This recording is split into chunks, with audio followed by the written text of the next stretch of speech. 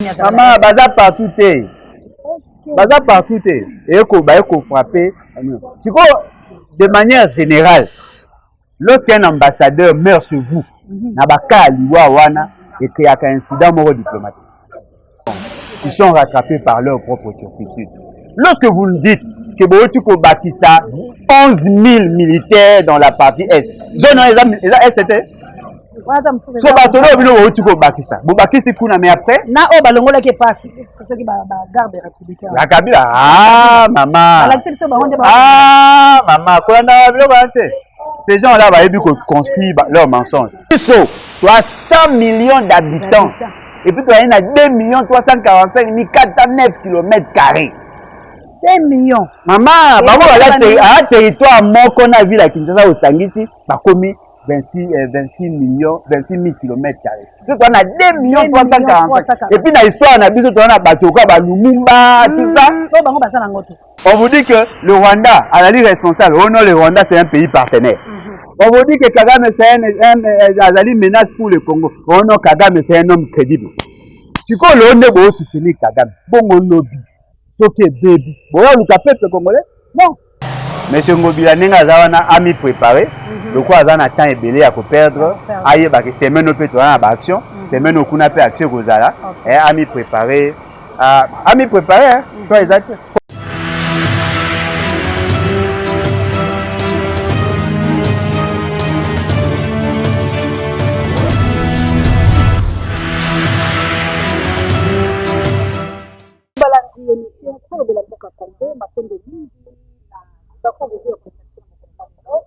Vraiment, merci pour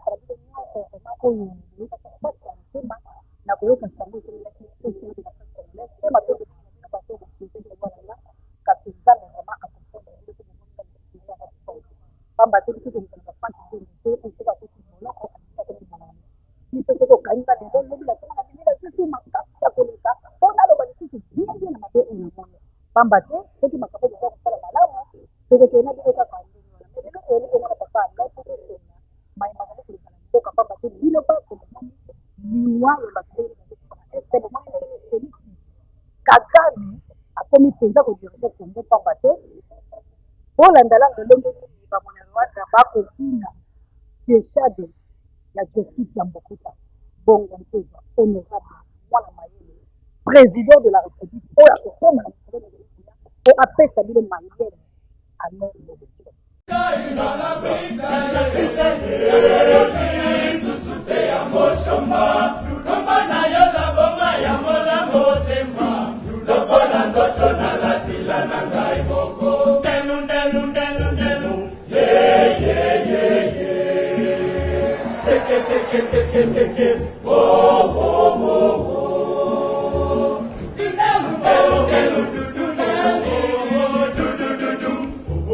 Bolingo, melama ya bioshehi, okingisa motema na yoga brezi.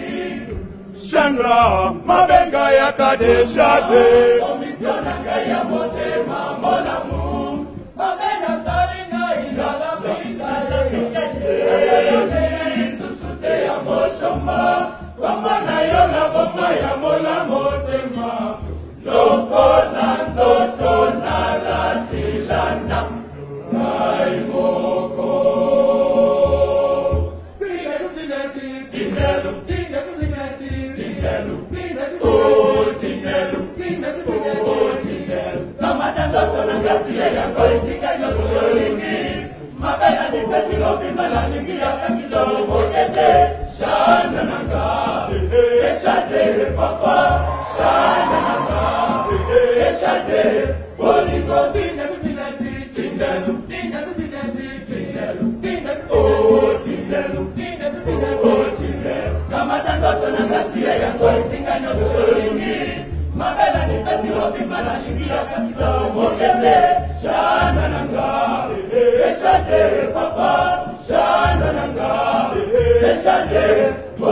Susi ya mabelinga na motema na komi kolenga Nzoto ya moto komi kokono ala pasi Sheri kopika ngakeo nokina kufa Pasi na moto Mbote honorable Mbote maman ngai, mbote na balandi. En tout cas, merci une fois de plus pour l'opportunité et félicitations na Moussa Mariam Zaoufa.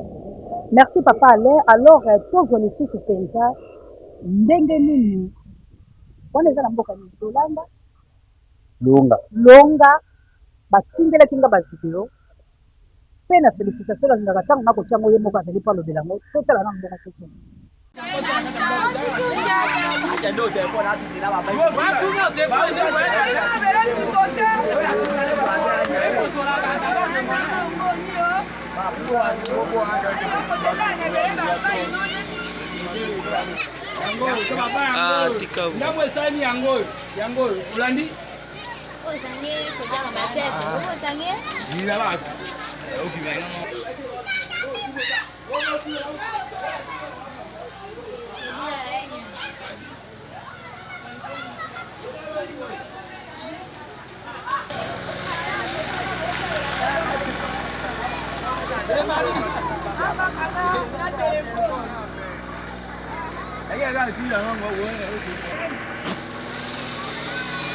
Allô?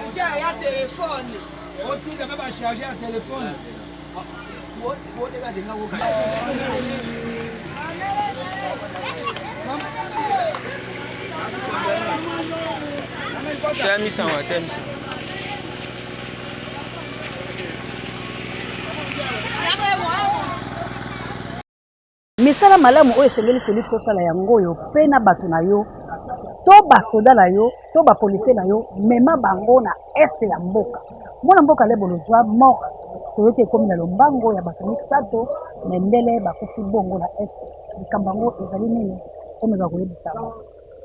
Oui, en tout cas, merci d'abord pour na msala nene na oti koloba. Tango tobande kolobela sur la question sécuritaire dans la partie est. Et à la biso ba congolais, c'est-à-dire bato babunga milimo o bazaka nzinga ya pouvoir. Et à la communauté internationale pris de manière globale. On est pour minimiser la question sécuritaire. Pendant des années, tout ça qu'il y a mort d'hommes dans la partie est. Bandeko na biso ba okufa mingi. Baza ko violer ba maman na biso. Baza ko bebisa bango ba pareil reproducteur. Baza ko boma, baza ko violer, baza ko sala mabe. Tolelaka chaque jour mindele mingi bakanisa ke touchaka bango te parce que bazali musika.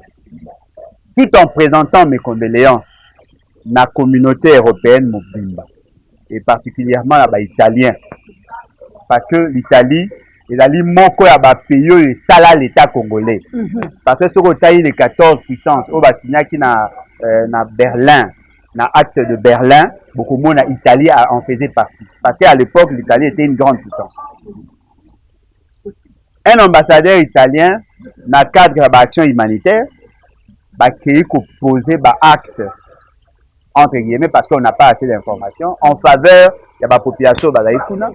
Le groupe armé ba pèse une précision le groupe armé au baza ko boma ba congolais kuna ba s'attaquer na convoi ba bomi balinga qui peut-être ba zoyer pour ba senga rançon ndenge ba message pour ça là et fort malheureusement il y a eu résistance à Zubal toyoka ki ba mimie na hôpital kuna nde il semblerait qu'akufi mais kozoka to mona ki ba vidéo to moni ba photo ndenge azoki ndenge ba omemaye mais ya kokufa ba yebisi solo tout ça la précision mais c'est qui est vrai a qui touché et loko yo ça passe ouais o mi balé ya bato bakufa ki ya so mais yende azoka ki ba ona komemaye soit akufi na nzela soit akufi na hôpital mais sur place akufa inande tant tout ça qui information et loko siko eza ça passe ezali que l'Italie n'est pas un petit pays.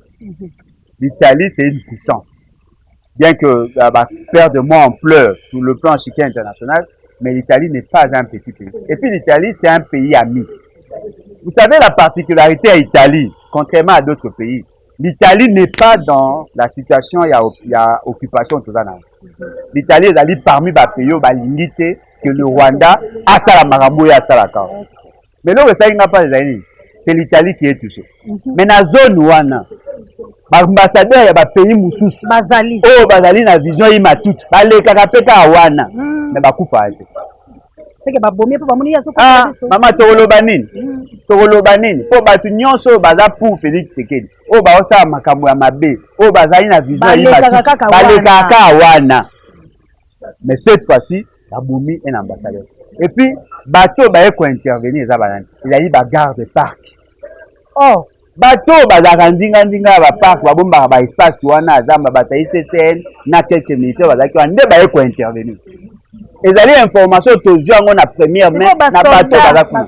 Non, bazo na ezaka sécuriser mabe maman. OK. Ezaka sécuriser makasi te pour soki ezaki sécuriser makasi. Cortège wana ngaki ezala pesa. Soki oni musana nini azala. Maman baza partout te. Baza partout te. Eko frapper. Siko de manière générale, lorsqu'un ambassadeur meurt sur vous, na baka liwa wana et qu'il y a un incident moro diplomatique. Tu risque de connaître le problème.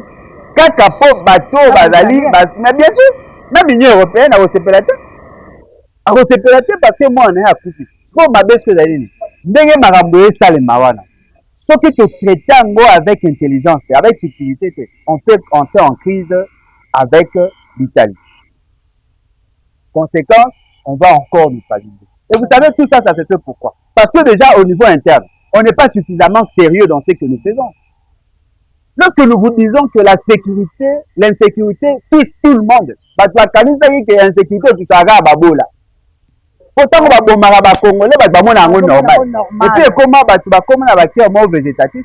On vous dit non, voilà, on vient d'assassiner 200 personnes. On est normal. On vient de tuer 31 personnes. On est normal. Et aujourd'hui, on tue un étranger chez nous. Et pas n'importe quel étranger. Un ambassadeur. On a bien évidemment Bobomi Moutuna Bango, représentant la président la Bango, représentant à Mokozi na Bango et pas Nabino. C'est quoi le problème, les alliés? Maintenant là, nous devons chercher à nous justifier. Or, ceux qui te mettent en place les dispositifs sécuritaires nécessaires pour sécuriser la population, et bien, il y a pas profiter de la sécurité à la population. Mais oui, parce que les côté parc, il y a des belles camions, il y a des belles camions, insécurité, mokonzango ya bango ya IDPS akanisaka siko nini basoda américain bayaki kuna siko bakendaka koto kuna eloko na bango ezali baobati baosala politique na bango sur base ya mensonge. Ils sont rattrapés par leur propre turpitude.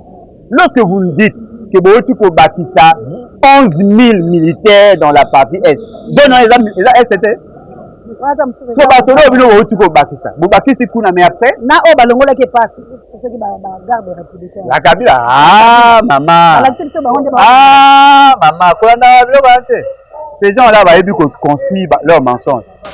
Qui peut faire partie, qui peut changer les dispositifs sécuritaires? Il y a un président, un ancien président, il n'y a que le gouvernement.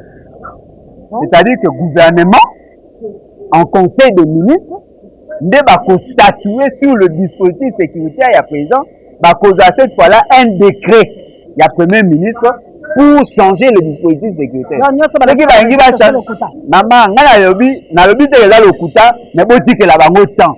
Parce que mon ninga ennemi ya mensonge, c'est le temps. Bon dit que la bango temps, ce que la liberté ba longwe pas Kabila, tokoyeba. Mukonga ya komona maman oli ba longwe bato ba vimba ba ta ba teni ya yo ba changer ba teni ba politique. Bandaku ya Kabila oyo eza na Kinshasa na GLM bazali lelo na uti kuna bazali batager basali libanda wana soko lekika ambassade ya Russie et ya nani ya Suisse okuteka muke po bima na ministère ya plan baza nani boke na obe mama nga yebite na oza décret le jour na omona décret ya premier ministre va lui que va le mais na ndini que va le pour l'instant na jouer avec des pincettes parce que va na biso ba désarmement Kabila na surtout Kabila na 2005 plus de 2500 militaires na ozela na lobi te ke ba longoli te na lobi te ke ba longoli na ozela mais loko ezali vrai Le fait seulement que vous n'arrivez pas à sécuriser le Congolais. Tous ceux qui vivent avec le Congolais sont en insécurité. Est-ce que l'ambassadeur n'a pas eu à la même mécanisme au Congolais. Quand nous nous disons à la communauté internationale, nous sommes en danger. Les gens semblent négligés. Tant que le pays est en insécurité, et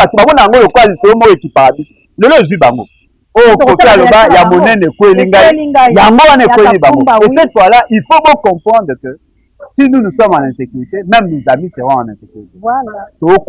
Chaque jour, bazako violer, bazako boma, bazako enlever, biso. Et puis au moins, on a 4 bateaux, ça y est le quoi. Il a dit qu'il y a ba origine douteuse. Bazaka bateau ba bomara ba tukana ba est, kuna ba beni kuta, bango na ba sale le quoi. Et puis na souko au moins, mongo nde ba décider, ba traquer bango parce que mongo na bango a coupé. Nous sommes plus de 6 millions, vraiment. Plus de 6 millions. Biso doit ba mbindo, doit ba mpese. Et ça passe. Nous avons présenté ma condoléance. Na bango nyo somenge tolobi to réitérer ma condoléance na biso. Mais loko ezali vrai, ba changer nanu makanisi. Ba tika bokonzi akanyaka oyo te et continuer parce que et pour arriver un jour ambassadeur ya pays musu pas kufa. Pourtant vous besoin entretenir confusion dans le pays. Vous vous mettez en insécurité. Hein? Est-ce que nous n'avons pas le droit d'être en paix chez nous? Vraiment. Vraiment. Est-ce que ndeko wana soki mutu wana italien wana tukoki ko protéger ete? Vraiment. Ko biso mo to en insécurité, boboyi ko ndima ke to en insécurité. Siko ya kufi. Voilà, aujourd'hui nous restons dans ce en crise. Vraiment papa Alain ndenga solo ba ete toujours risquer to kota la crise kaka to ba contacter la crise. Vraiment c'est lui qui veut senga yo au démissionner ata pour osa la fierté ya ba congolais. Soki au kosepela na entourage ba bo sala na studio ya Kabul pamba Congo eza humilié la façon dont on a fait. Papa Alain, tu sais que na Rwanda, arrestation du part et d'autre, bagara qui allait boloja, c'est pendé, bakina ngamoko na zaka lité, pendé ya SD wana, c'est ngolu ya ntambe nde na mwana misi. Kasi papa Alain c'est pour lobani, etumba yango to tika yango bongo, tope esengeli, to longola batu mabe, nzinga la biso poto connaître ba mort ya bonité, ko kabona ya mabe bola bandeko la biso o balingi. Maman na ngai esengeli toyeba boye bitumba ya dignité esilaka te ezali bitumba oyo kozwa biso vimoto il faut nde to se réarmer to s'organiser to se préparer parce que nous ne pouvons pas laisser les autres décider à notre place ezali babiloko oke mutu nyonso tufa tiango na mutu omoni ngani azala mwana ngai ya moke ayebi que entre l'argent et la dignité aponaka ya dignité parce que l'argent il se volatiliser. Mais la dignité d'ailleurs locaux et pétio, il même bien, parce que parce que bah il dit que mériter respect. Il faut tout bunda pour la dignité. Comment expliquer? Un pays comme le Rwanda, donc sur le plan géographique, bah il a 12 000 km². Voyez-vous? Bah il a 12 millions d'habitants, bah il a 26 000 km². C'est-à-dire qu'ils sont aussi territoire indien. Au Sangisi, la ville de Kinshasa, ville province de Kinshasa, Bakoki, 26 000 km². Basali Rwanda Mobimba. Ce qu'on dit population à Rwanda Mobimba, il a représenté la population chinoise. C'est-à-dire, bah, le quoi à Kinshasa, en termes, il y a densité, il y a population, pardon. Il faut basali 12 millions d'habitants. Bisso, 300 millions d'habitants. Et puis, tu as 2 345 409 km². 2 millions. Maman, bango à territoire moko na ville à Kinshasa au Sangisi, ça commis 26 000 km². C'est qu'on a 2 millions 345. Et puis dans l'histoire, on a dit qu'on a battu quoi, Lumumba, tout ça. Mais un petit pays de quoi, le Rwanda, bah commis comme ça. Et là, on a passé c'est-à-dire que quand Kagame venait chez Mobutu, le quoi, moi, na beaucoup il était très malade, très subtil. Aya commis, il enviait Mobutu. Il voyait dans Mobutu la vision en grandeur. Mais maintenant, qu'est-ce que lui fait? Il approche Mobutu, parce que déjà à l'époque, agent à renseignement, Mukunda, renseignement, et puis, Nani Kaleb, en Congo, na Uganda, pas au Rwanda, na Uganda. Il a travaillé là-bas, il a été formé. Abonisi à Biarimana, parce que Baïbi, de l'eau déjà, Baïbi, il ne voyait pas le Rwanda en tant que tel. Il y a un mec au monde, Congo. C'est-à-dire qu'il veut avoir, il a une vision de grandeur ambutaki ntekwa mais azo traquer siko mutu ya mobimba boy. Mais qu'est-ce qu'il fait? Aza ko travailler de manière subtile. Bato bayebi ntekwa te baye bango déjà. Soka ye yo lali asu yo ta bendo makila ta mozo bouger pa bungi. C'est ça Kagame. Et ça ndenge aza ko memela bato na biso kwa lokwa bato babunga ndela lokwa yengele bakonzango ikoma bokonze zanga tina Kagame ko da afani na ndaku na ye soka ana grippe ba otuse soki ana grippe kuna awa Félix Tshisekedi yango ya bino na bato na yo parce que ye kuna afani na grippe. Comment peut-on expliquer un petit pays lokwa Rwanda, son ambassadeur un petit monsieur aye na Congo afingi biso ba jeune na biso bandeko na biso ya groupe babenga oni bati ya mouvement citoyen bake ko manifester na bato accompagner ki bango le gouvernement interdit. Beaucoup ko attaquer le président rwandais, tout ça ambassadeur rwandais, tout ça. Bati ya SID na bata nouvelle élan ba wi ba sala pe marche yango na sens wana pona kolinga ko critiquer. C'est le même gouvernement atindi bati ba kende ko traquer, ko matraquer, ko dompter, ko étouffer, ko brimer ba jeune ya SID parce que baza ko bunda pour la dignité. Siko lone to oloba.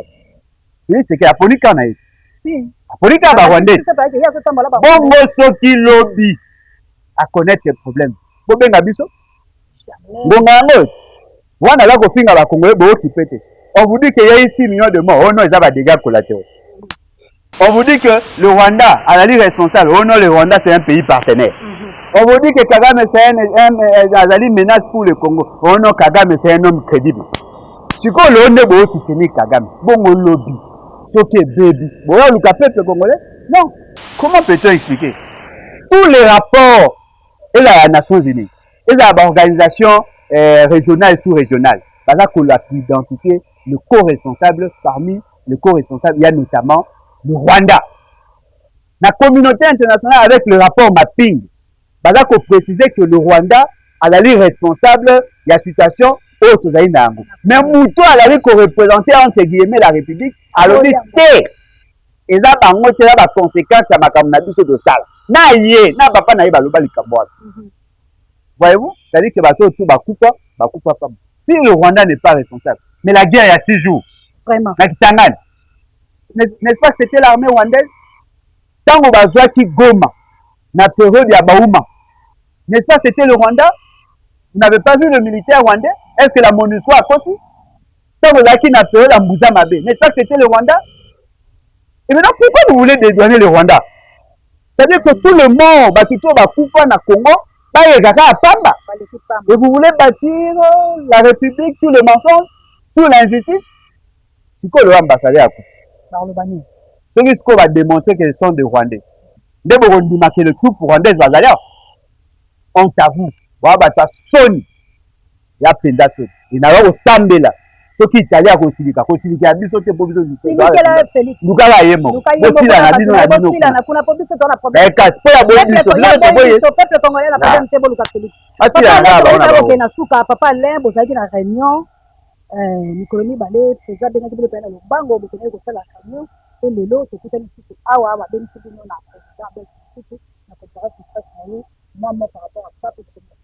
en tout cas, félicitations à Ndekonabiso, le SG, il y a Nouvel Élan, planché à Mongomba.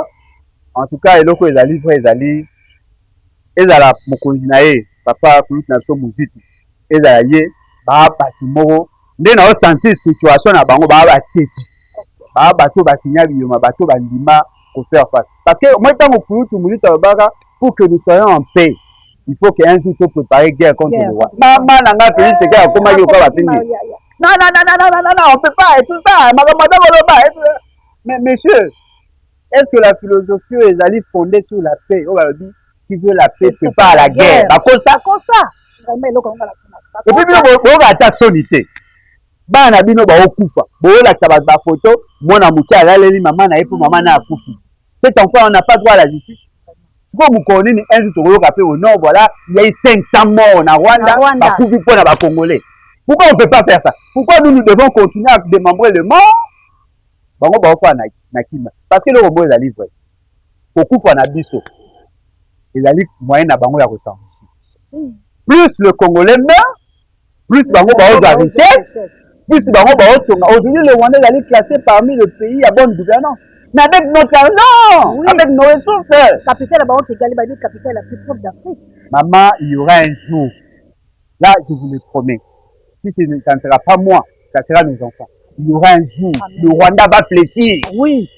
Moi, je vous dis, il y aura un jour, le Rwanda va fléchir. Au moment où Congo, il y a le coin, il est fait, là. Vous connaissez, on va écraser ce Rwanda-là.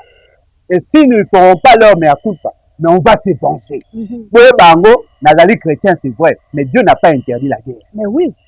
Oui, bango, que moi, un jour, nous sommes qui n'a commis des décideurs dans ce pays. Même si nous sommes en paix, ils doivent payer. Oui. So la table on coupe à l'autre côté, mais à deux, trois, et on doit en mettre. Voilà. Papa Alain, merci encore une fois la base vidéo na yo oyo l'État. Alors baza ko benga yo monsieur babadi faut ba chargeur, otinda ba ngomba biloko monsieur so benga na maman Seya. Aussi papa Alain te ça y ba chargeur ya ba téléphone aussi ki bango. Moi ba koko c'est ça bokeni no kozo monsieur ba ko ba Rolanda. Oui, en tout cas, c'est vrai, baza ba besoin de ce qui est vrai Congo présent monene. Là pe na posa ba se délai. Oui, ça ce qui moyen ezali et que batumsi ba ko participer, il n'y a pas de problème parce que nous ne pouvons pas résoudre tout le problème. Faut être sincère. Nous sommes peut on a besoin de on va discuter de on ne peut pas prendre tout en charge. Mais l'essentiel là c'est ça autour de ça là, autour de aider bango za ka ko entretenir moi connexion les gens raté, faut te refouter un mot par mois, bien que la salle bango abonnement il y a 4 mois na mboka moko. On va essayer de s'organiser parce que nous avons aussi des charges pour payer les santé. Mais ceux qui nous disent qu'il il n'y a pas de problème. Il n'y a pas de problème. Nous, on a bango fait déjà. On a des réseaux sociaux, on a ligne pour benga bango, on a posé ba acte na bango à rôle ça. Mais ceci n'a pas d'aller tout coordonner en groupe pour qu'il soit. Au moins la gestion il y a pas projet. Et si bah c'est mis pour ani parce que vous salez projet vous ticket ba bango moko. Bango de là ba ebi gestion. Ah bah tu vas mettre ba mbila, ba mettre ba musaka, ba mettre ba mbisi tout ça. Ba ebi gestion il y a ba projet. Il y a un moment où ça là effort to s'organiser pour que to maintenir le projet afin que et connaître des clients. Voilà.